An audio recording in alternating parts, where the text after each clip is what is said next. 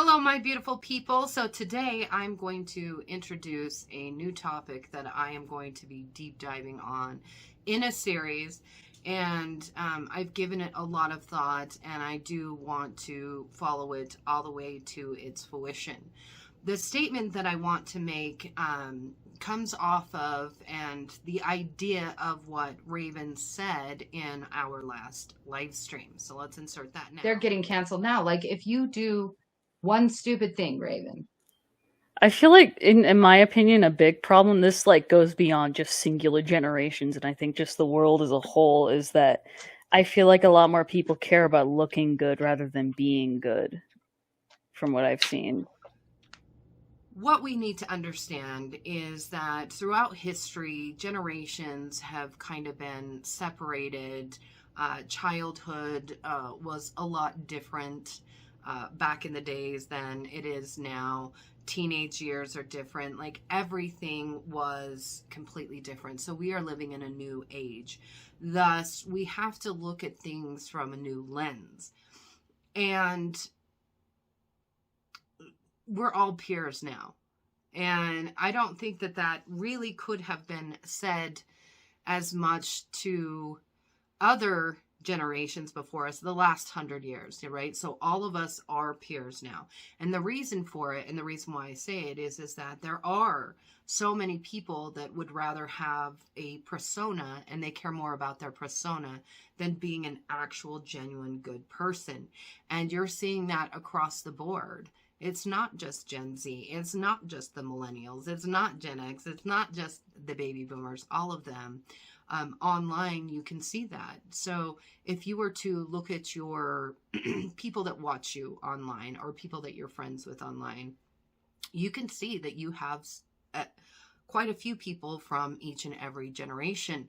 I don't think I have any from the silent generation, as they are getting much older, 97 to 77.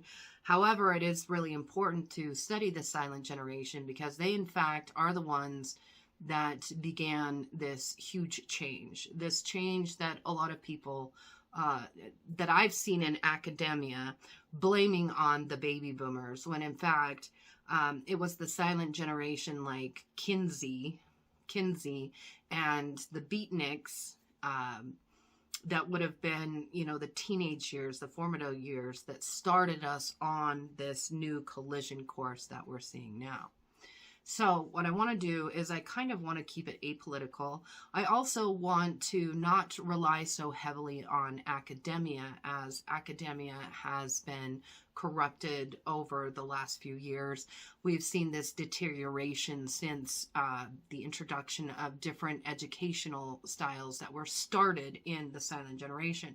So I'm going to take it upon myself and just give you my opinions of these generations and how, if, let's say, society does collapse, let's say that it's doom and gloom, if we can if we can learn to understand each other and not to make each other enemies, I think that the new age, so the alphas, right? The alphas, the ones that are here now, they're 7, they're young, they're going to inherit this earth.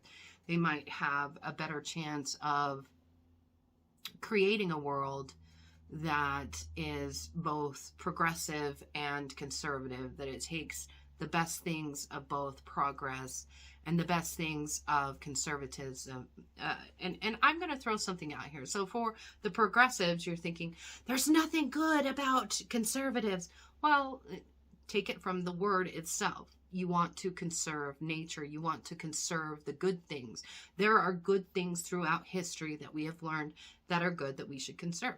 Also, there are great things with progress, right?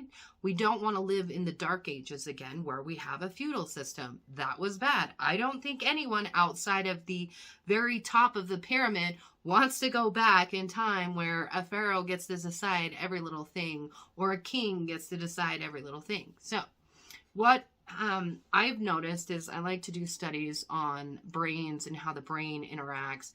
And the reason for that, the reason why I got started with that is that my friend, it's attorney Paul Morantz, he was really helping people to escape this state-sponsored cult named Synanon. If people remember my old channel, I had Paul Morantz on talking about Synanon and how dangerous they are. And then I also did have a member from Synanon talk about his what the good of Synanon. So I did give both perspectives, and I got shit for bringing the Synanon guy on, but truly it did actually help this man. And so if we can't learn to take these different perspectives, we're never going to learn. And the reason for it, and the reason I bring this up is that Paul Morantz had done a deep dive study on cults and cultish behavior. And what they noticed is when they studied Mao's China is that there was this real plasticity of college age students. So if you're looking at between 15 and about 22 is when there's this real plasticity where you can really shape and mold a person, and they're more susceptible to joining cults. And so keeping that in mind, what I looked at is a brain study, which I will leave the sources below, is check this out. Now, the most important years for, sorry, I'm using Google Docs because I don't want to pay Microsoft, because I already have Microsoft on my other computer, and I don't see why I can't just bring it to my new computer. Says the most plastic or formative years, right? So these are actually important, and this is what we want to look at when we're looking at the different generations. 2 to 6 years old is, with hands down, the most important. This is when the sense of self begins to develop and sets a course that is hard to change. That is why Head Start is so important when you're looking at the older end of Generation X, right? And that's also important when you look at millennials, how they were more introduced to going to preschool younger and younger. So that is really important. So we'll have to look at that dynamic. And then our main absolute focus is 7 to 22 years old. 7 to 22 years old is when the neural connections of the gray matter is still pruning. Basically, it's the wiring of the brain, and it's still in progress. The fatty tissue surrounds the neurons of the white matter and increases and assists with speeding up electrical impulses and stabilizing connections. The prefrontal cortex is the last to mature, and it involves the control of impulses and decision making. All of that can tie together when you look at biohistory, and we can talk about that later, is that they noticed a correlation with the age of people losing their virginity based off of how society crumbles, or if they're stable, which is interesting because I also found a study, which I will leave a link below, where a lot of people had been saying that boys and girls were going into puberty earlier and earlier. It was based off of one German study, but it was inconclusive. What I found is that what it seems to have happened over the course of the last 50 years is that puberty has been extended. And I know that sounds weird, but basically, just to kind of be a layman about it, is that there are certain markers of puberty on the outside that they can see, but also on the inside. So whereas, yes, girls started getting their menarche earlier, boys started getting their pubic hair earlier, or girls started getting breast buds earlier, they actually still didn't get their full reproductive real boobs, so to speak, the ones that can feed babies, until the same average age. So it has extended it out. I think that has consequences. I also think the fact that we can all interact like this has consequences, and I want to delve on that. And then the last piece, we are going to go to the internet because I want to show you something. Because despite what people think, programs on TV, they're new. Famous people, they have something heavily to weigh. And what I found most interesting is when I clicked on the generations, especially Gen Z, of who was famous. You know who's not listed on Gen Z? Mr. Beast. And I assure you, the most famous person on Gen Z right now is Mr. Beast. And then I'm pretty sure PewDiePie is a millennial. He wasn't on the list either. So let's go to the internet. I'll show you these famous people. But what I want you to do is, when you think, comment below, when you think of a particular generation, who is that star of generation? Who is somebody that is completely influential? When I think of Gen X, I think of Madonna. Now, I am the MTV Gen X. I think of Madonna. I do. She is like an icon back then. I know, it's bizarre. It is what it is. She changed everything. Let's jump real quick to the famous people. Leave your link below. This is going to be a fun series. And yes, the reason I'm doing this series, sorry for my old YouTube people, I have been cutting together the videos for Rumble. They really do get to me. It's very hard to watch and go over it, especially because we've now moved about 5 years forward. Nothing has changed. And in fact, it has only gotten worse. And so I feel like this will help counterbalance that. So there will be a video, part 8 will be posted on Rumble by this evening. So before the sun goes down, well, no, not winter time, before 9 p.m. Utah time, it will be posted. Okay, let's go to the internet. We start here with the baby boomers. I laughed when I saw Donald Trump on here. And the reason why I laughed is because I had watched this thing, and he, this kid was talking about generations, and he said that Donald Trump was the epitome of a baby boomer. Obviously, he did not like baby boomers, so I thought it was really interesting. Michael Jackson, I did not know was a baby boomer. I don't know why I didn't know that. I mean, it really seems obvious. Weird Al Yankovic, he is always fun. Jeb Bush, really? Poor Diana. Oh, love her. Let's see.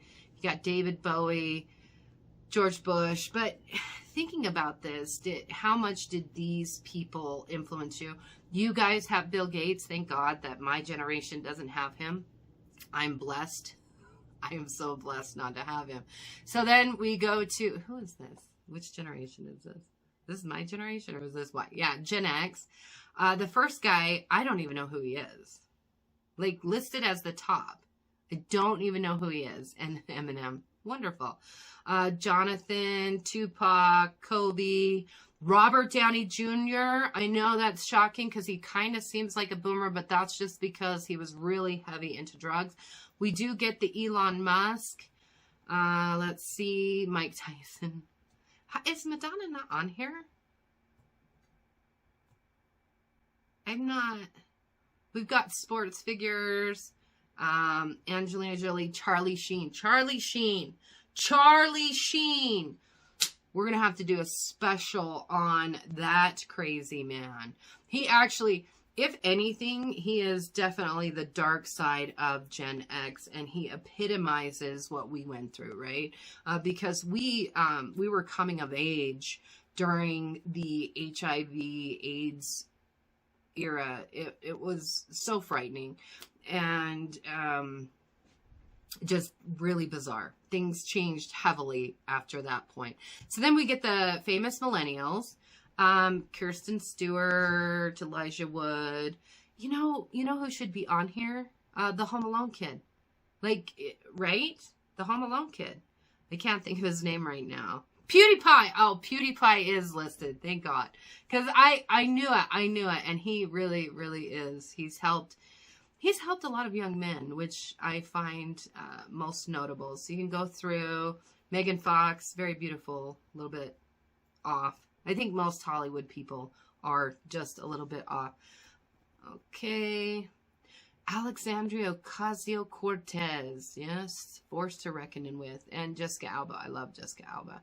So then we come to Gen Z, wonderful. Yeah, Greta Thunberg, yes. I know, we got to get more on this list, people. She's good, this is good. Kylie Jenner, you got Jake Paul. Do we have Mr. Beast? You got David Hogg. Look at this. This shows you how torn Gen Z is, but I do not see Mr. Beast on here. His name is Jimmy, right? Sean, am I just not seeing it? Little Nas, yeah, adult, yeah. See? Do you see what I mean? Like, if, honestly, we'll end it here, but honestly, if you were to say, who is the most famous Gen Z? Who would you say? Maybe it's just in America, but Mr. Beast does a lot of good, and he's a really good role model. So I think he's absolutely important because he really is changing the face of at least the United States, and I'm sure in other countries they're feeling the same way. So okay, so we will be starting on the oldest generation that probably very few people are still alive. Really kind of want to deep dive on them because they did lead a totally different life. I'm sure some of them as children worked in the mines. Also at the time, I believe they still had the children trains. You had all sorts of different ups and downs in the market going into and leading into the baby boomers and shaping this large experiment of a 100-year cycle that we are coming a close to of changing a shift. So going from the past into the future, which heavily focused on social change while also trying to promote the individual.